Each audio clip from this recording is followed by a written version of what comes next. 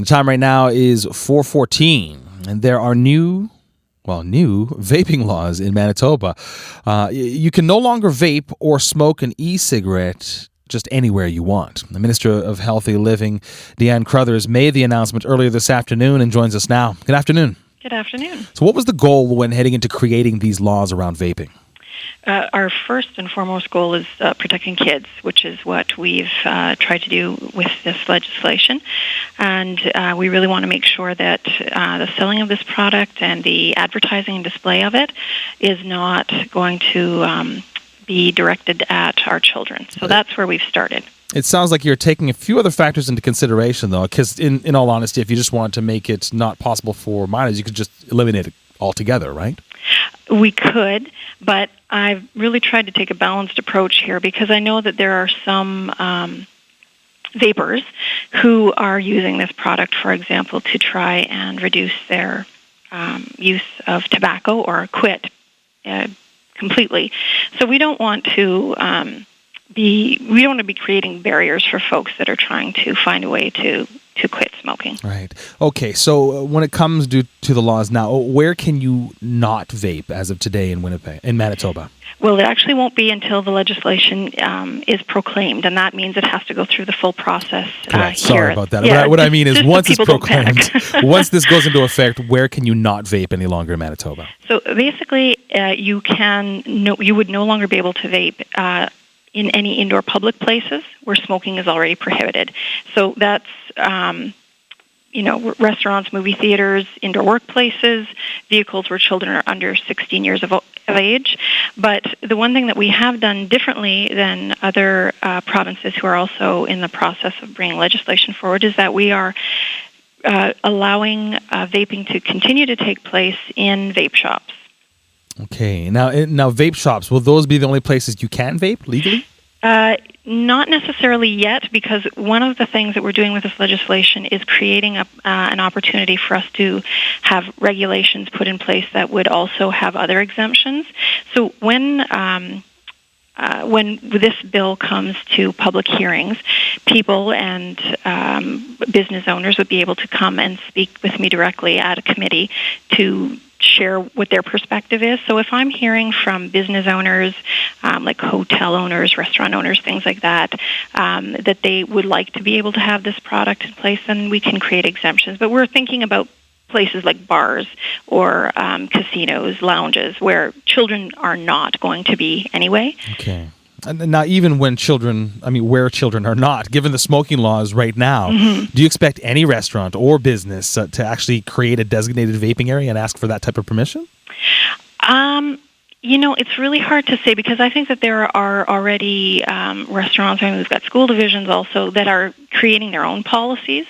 But it's very patchwork, which is why we felt it was time to move forward with legislation that would create a basic understanding for members of the public that it's appropriate to vape here, it's not appropriate to vape around children. It just creates some guidelines for folks because I think that it can really complicate things for business owners as well as members of the public if they're going out and are encountering this. All right. Now, regulation, these laws that are being created for around vaping, will they actually apply to all vaping or just the vaping that has nicotine? It's going to apply to all because if we were to, separate the two, imagine being in a public place and someone is vaping.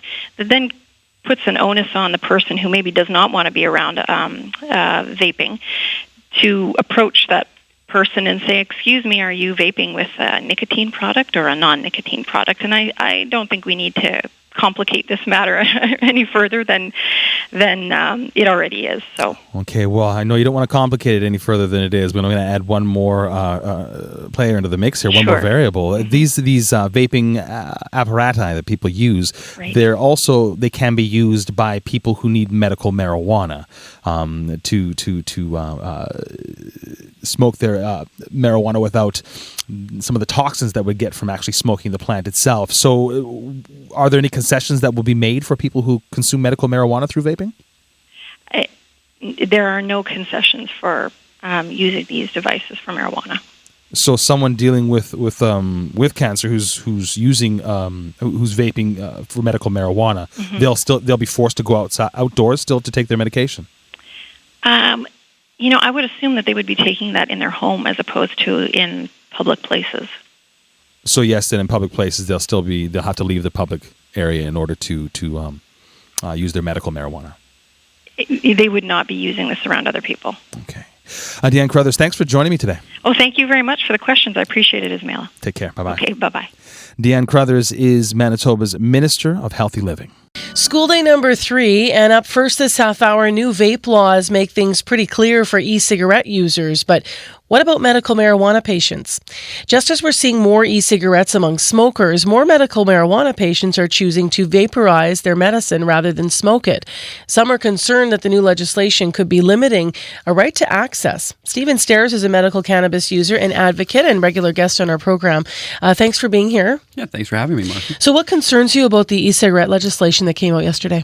I think it's, honestly, from my perspective, I think it's a great piece of legislation regarding regulation of e-cigarettes. I think keeping them out of the hands of children and things like that are great.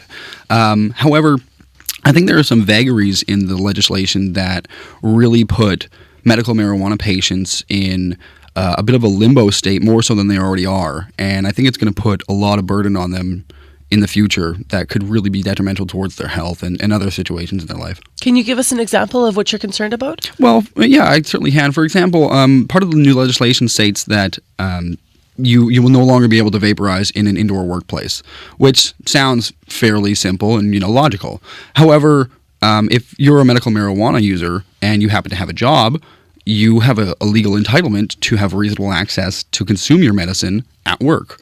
Now, I'm not saying you have to be sitting in your cubicle, blowing in the face of your neighbor at work, but there are definitely accessibility options and accommodations that your employer can make to allow you to consume your medicine without being put in danger or put in harm's way by being forced to go outside and into the weather and things like that. I mean, you wouldn't force somebody to, take an insulin needle out on the street corner. Why would you force them to go consume their marijuana? It's just a stigma attached to it that associates that kind of level of acceptance. So it's really something that could be put in place more thought-provoked way of including patients in the discussion regarding this legislation. So you're going to have patients who are no longer able to consume at work, and that could put them in a big position of losing their job, losing their house, losing their home, things like that. So you've brought in, is this a vaporizer for marijuana? Yeah, I've actually got 2 of them here. I've never seen this. I mean, I think a lot of us are new to this. So this looks like sort of a big tower, like almost. Yeah, this one looks almost like flashlight size. Yeah, like a microphone type thing. So this is one type of vaporizer that I think patients using might be fairly indicative of that they're using a medical marijuana device. Okay. Because this looks a little odd, right? Yeah, it does look odd. So it makes you question it. So you breathe through sort of the top there. Yep. And how much does it actually, how much comes out the smoke versus if you were lighting? Well, I mean, honestly, vapor is basically just moisture. That's all it is you're pulling the moisture content out of the plant material, and that just contains the medicine, the THC, the cannabinoids, things like that you're inhaling at the same time. How common is it for a medical marijuana patient to vape? I'd say these nowadays very common. With all the medical benefits that have come to light through studies saying that vaporizing is really the healthy benefit way option of consuming your cannabis, more patients are turning to it, especially with it's really not that expensive to go that way.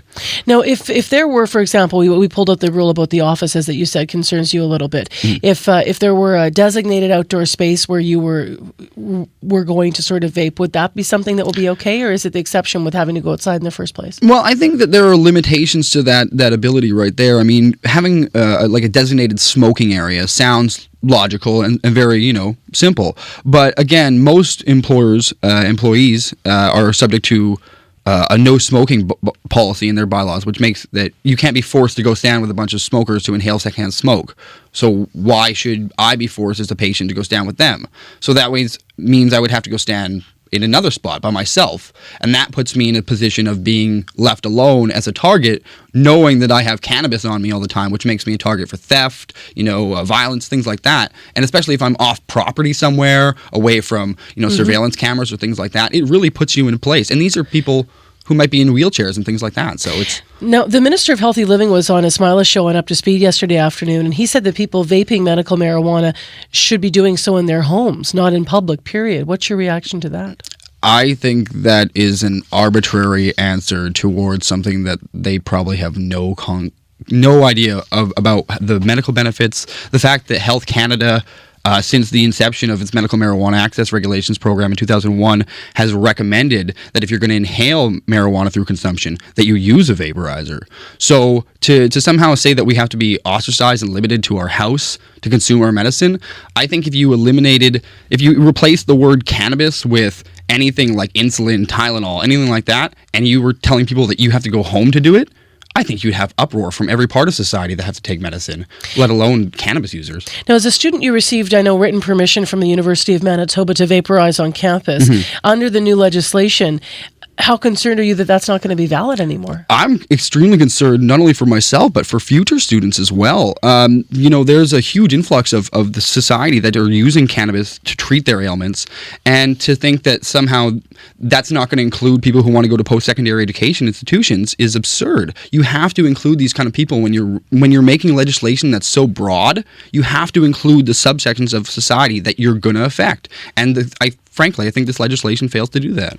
How challenging is it going to be to find sort of any kind of middle ground, considering that there are some people who just don't want to be exposed to medical marijuana, even in vaporized form? Whereas the example of, if you're taking a pill as a medication form or insulin, there's no exposure sort of to the outside. Well, I think definitely that there needs to be more studies that are involved regarding vaporizing. I think that's one thing. Health Canada could take the steps forward to use the pool of medical patients out there to really do a study on the effects of not only vaporizing, but consuming marijuana in all different forms and types and things like that. So that would eliminate some of the skepticism regarding it. And I think also education amongst just general society would really help eliminate some of the stigmas and the concerns around marijuana vapor, for example, like because it's not smoke, it's not carcinogenic, so it's not going to harm you in any way like that. And because it's a vapor, it basically dissipates on a level that doesn't allow it to basically go into the surrounding air to be absorbed by other people. You can't secondhand smoke vaporize it because it basically dissipates before that happens. It's a very light vapor. I can't call it smoke because it's not. So we might be talking about different kinds of concerns like smell. You'll still smell it. You can smell it sometimes, yes, but I mean vaporizing is a lot more of a tame smell than smoking marijuana for sure. And again, I mean, we're not talking, having to be in the face of people at work or anything like that, or even on a bus. For example, like I've got clearance from Winnipeg Transit to vaporize on the bus before. And that's something that's serious to me. As a person who's low vision, I rely on public transit all the time. And it's something that's extremely anxiety-filled for me at some points due to my vision. And sometimes having a vaporizer really close to me, sitting on the back of the bus, blow it out the window is the only way I can go to and from work or go to university because of the anxiety that's filled with it. I mean, people don't understand what it's like not being able to see and to have to go into public. It's very stressful. We'll leave it there. Stephen, thank you for coming in. Thank you, Marcy. Stephen Stairs is a medical marijuana patient and advocate from Winnipeg.